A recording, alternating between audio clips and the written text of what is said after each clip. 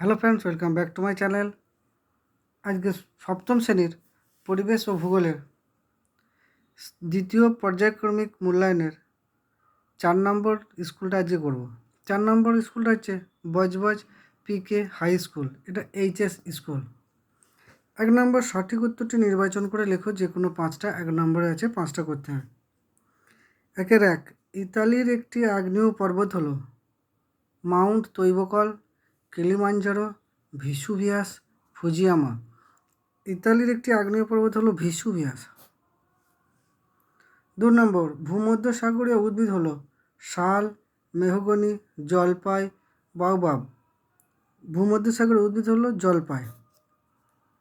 3 নম্বর একটি লাভা গঠিত মালভূমি হলো তিব্বত, দাক্ষিণাত্য, পামির, লাদাখ। একটি লাভা গঠিত মালভূমি হলো দাক্ষিণাত্য।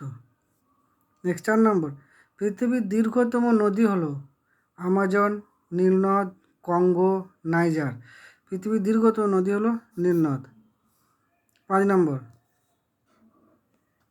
সিমেন্ট কারখানায় ব্যবহার করা হয় ব্যাসল্ট, গ্রানাইট, মার্বেল, চুনাপাথর। সিমেন্ট কারখানায় ব্যবহার করা হয় চুনাপাথর। 6 একটি বহির্জাত প্রক্রিয়া হলো ভূমিকম্প, আবহবিকার, অগ্নুৎপাত, আলোড়ন। একটি বহির্জাত প্রক্রিয়া হলো আবহবিকার। নেক্সট 2 নম্বর শূন্যস্থান পূরণ করো, যে কোনো 5টি। 2-1 ভূপৃষ্ঠস্থ শিলার চূর্ণ বিচূর্ণ স্তরকে ড্যাশ বলে। ভূপৃষ্ঠস্থ শিলার চূর্ণ বিচূর্ণ স্তরকে রেগোলিথ।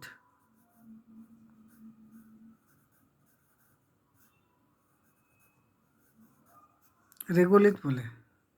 2 নম্বর গিনি উপকূলে খামসিনকে ড্যাশ বলে। গিনি উপকূলে খামসিনকে বলা হয় হারমাটান।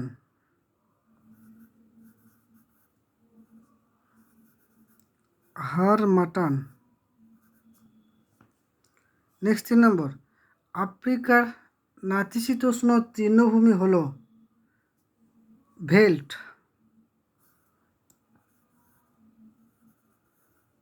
ভেল্ট। 4 নম্বর ফানেল আকৃতি নদী মোহনা ড্যাশ নামে পরিচিত। ফানেল আকৃতি নদী মোহনা বদ্বীপ নামে পরিচিত। 5 নম্বর মরুভূমির বালি উড়ে গিয়ে তৈরি হয় ড্যাশ সমভূমি। মরুভূমির বালি উড়ে গিয়ে তৈরি করে লোয়েস সমভূমি। লোয়েস সমভূমি তৈরি করে লোয়েস সমভূমি। নেক্সট 6 নম্বর আফ্রিকার ড্যাশ আফ্রিকার সর্বোচ্চ শৃঙ্গ। এটা হচ্ছে মাউন্ট কিলিমাঞ্জারো। Mount Kilimanjaro.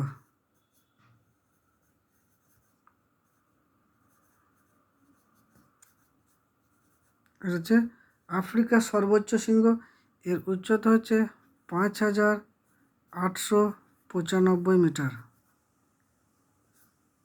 এটা হচ্ছে মাউন্ট কিলিমাঞ্জারোর উচ্চতা। নেক্সট 3 নম্বরের নিম্নলিখিত প্রশ্নগুলি উত্তর দাও, যে কোনো 2টি। এটা 2 নম্বরের কোশ্চেন। আর্গ কি? আর্গ যেসব অঞ্চলে বালির স্তূপ জমা হয়ে ছোট পাহাড়ের মতো তৈরি করে তা হলো আর্গ। নেক্সট 2 নম্বর পাললিক শিলার 2টি গুরুত্ব লেখো। পাললিক শিলার গুরুত্ব: 1 নম্বর বেলে পাথর বা কাদা পাথর দিয়ে ঘরবাড়ি তৈরি হয়। 2 নম্বর হচ্ছে সিমেন্ট ইস্পাত কারখানায় চুনাপাথর ব্যবহার করা হয়। 3 নম্বর নিম্নদ অববাহিকার উন্নতির 2টি প্রধান কারণ কি?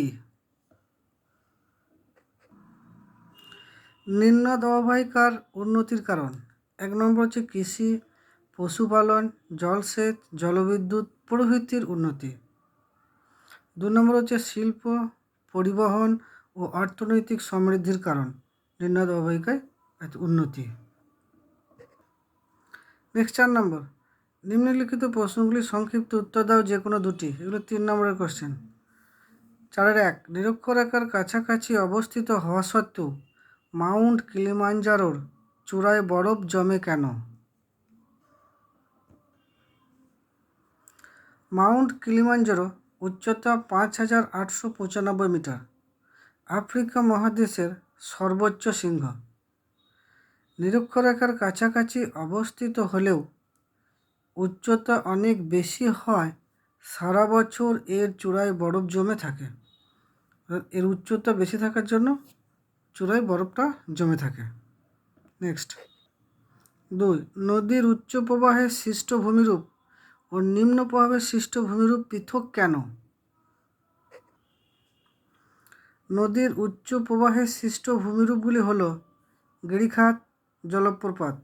নদীর উচ্চ প্রবাহে গতিবেগ বেশি থাকে, তাই এই প্রবাহে নদী কাজ, ক্ষয়কার্য করা ও বহন করা, এই দুটি হচ্ছে উচ্চ প্রবাহে নদীর কাজ। আর নদীর নিম্ন প্রবাহে গতিবেগ একেবারে কমে যায়, ফলে ক্ষয়ও করতে পারে না আর বহনও করতে পারে না।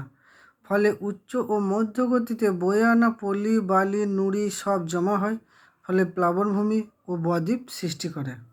অর্থাৎ উচ্চভূমিতে নদীর গতিবেগ বেশি থাকার জন্য ক্ষয়কার্য করে এবং বহন কার্য করে, কিন্তু নিম্নভূমিতে নিম্ন গতিতে নদীর গতিবেগটা একেবারে কমে যায়, ফলে সে ক্ষয়কার্য করতে পারে না আর বহন কার্যও করতে পারে না, এখানে শুধু সঞ্চয় কার্যই করে। 3 নম্বর, সাহারায় বিশ্ব উষ্ণায়নের প্রভাব ব্যাখ্যা করো। সাহারায় বিশ্ব উষ্ণায়নের প্রভাব।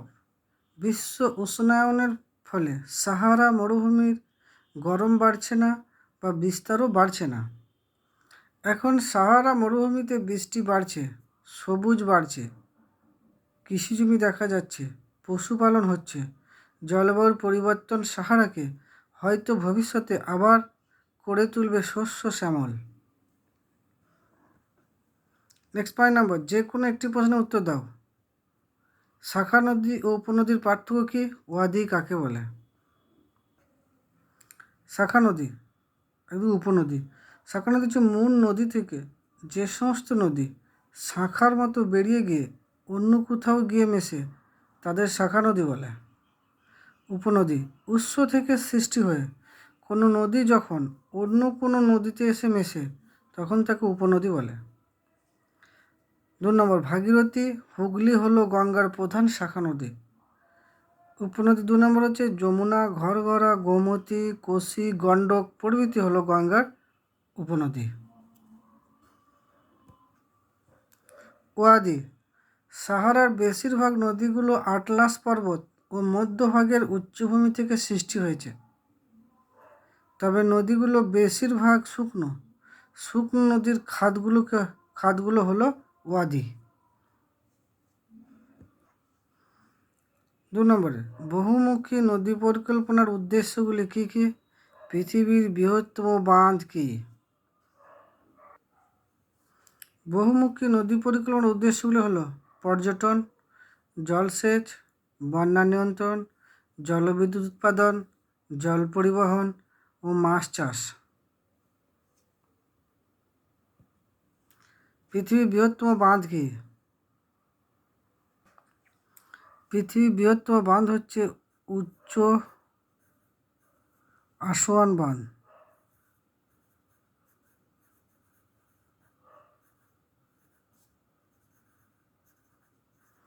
এটা মিশরে অবস্থিত নীলনদের নদীর ওপর তৈরি করা হয়েছে।